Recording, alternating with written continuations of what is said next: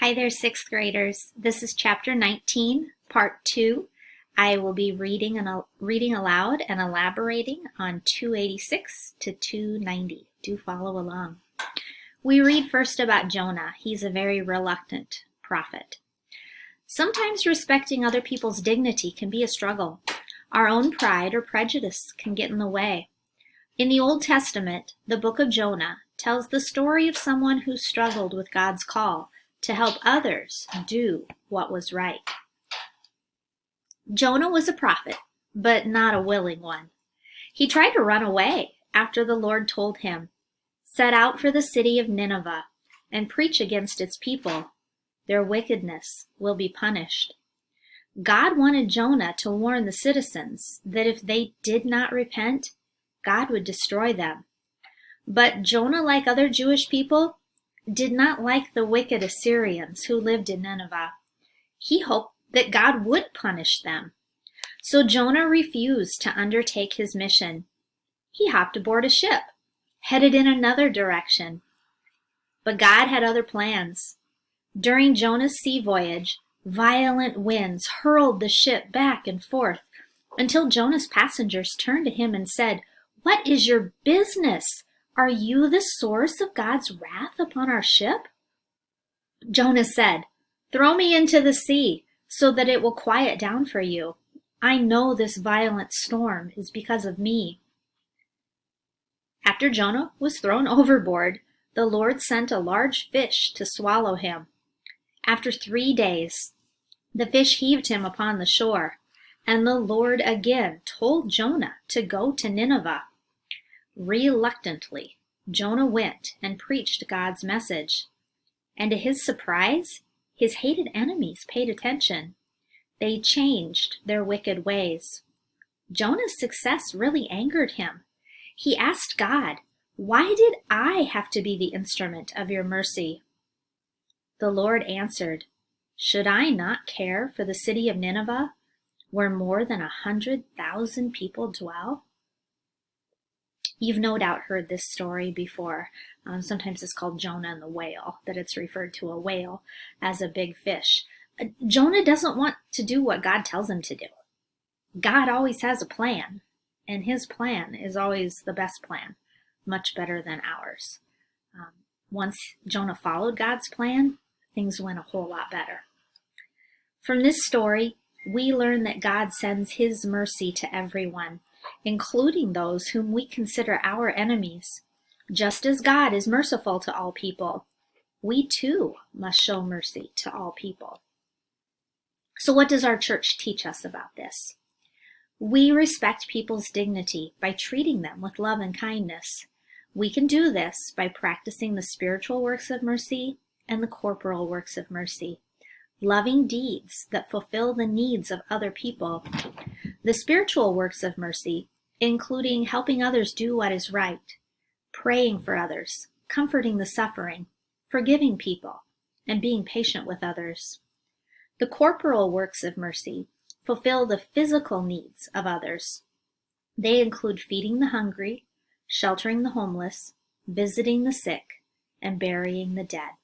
And in the back of your book, page 407, it does talk in a little bit more detail about these works of mercy. Corporal works of mercy, those help the body. Those are actual, tangible things that we can see. Oftentimes we can't see someone practicing a spiritual work of mercy, but those are so important. They're both sets are very important. St. Paul said, "Do you not know that you are the temple of God and that the Spirit of God dwells in you?" Each Christian is a temple of the Holy Spirit. As temples of the Holy Spirit, we are called to respect our bodies.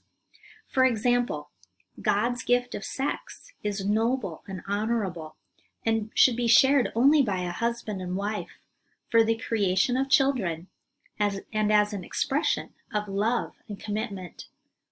As temples of the Holy Spirit, we are also called to be saints, holy people who follow the example of Jesus. Holiness comes from living simply, as the saints did.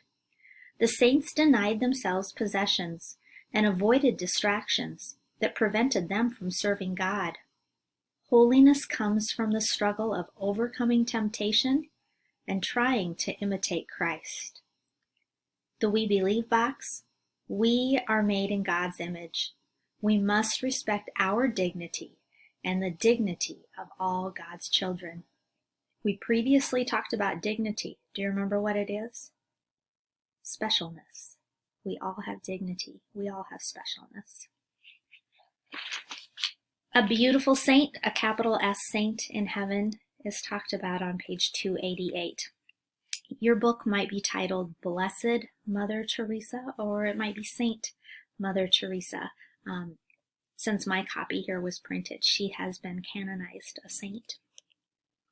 Mother Teresa of Calcutta understood that every human being has dignity and dedicated her life to working with the weakest members of society, the poor, the orphaned, and the sick and the dying. Mother Teresa was born Agnes, and I have no idea how to pronounce her last name, in Yugoslavia in 1910. When she was 14 years old, she read about the missionary work of the Loreto sisters working in Calcutta, India. She knew with certainty that this was the work she wanted to do. A few years later, she made her final profession as a Loreto sister and took the name Teresa after Saint Therese of Lisieux. As a Loreto nun, she went to India, where she first worked as a teacher. But as she saw the less fortunate members of the city, Teresa longed to help them. Feeling called by God, Teresa left the convent and traveled to Calcutta to live and work among the poor. Encouraged by the Archbishop of Calcutta, Teresa started her own order of sisters, who came to be called the Missionaries of Charity. Their habit, what they wear, their habit was a white sari trimmed with a blue border. Led by Mother Teresa, the Missionaries of Charity cared for the poorest of the poor in India. They founded homes where they could bring the dying people that lay on the streets of the city, so that they may spend their last hours in the company of people who treated them with love and compassion. The sisters then established a home for children, a place where orphaned and unwanted children could be nurtured and loved. Mother Teresa and her sisters worked tirelessly among the untouchables of India's society.